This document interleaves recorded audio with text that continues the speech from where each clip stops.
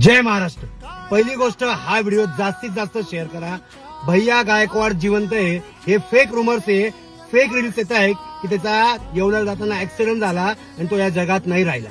लाज वाटली पाहिजे आपल्या ट्रोलरांना आणि आपल्या नेटकऱ्यांना की गरीब घरातला मुलगा, त्याला आई वडील नाहीये, तो स्वतःच्या जीवावर पुढे जातोय, सोशल मीडियावर नाव करतोय, काहीतरी करायचा प्रयत्न करतोय, पण आपलाच महाराष्ट्रातील माणूस त्याचे पाय खेचतोय आणि त्याला बदनाम करण्याचा प्रयत्न करतोय।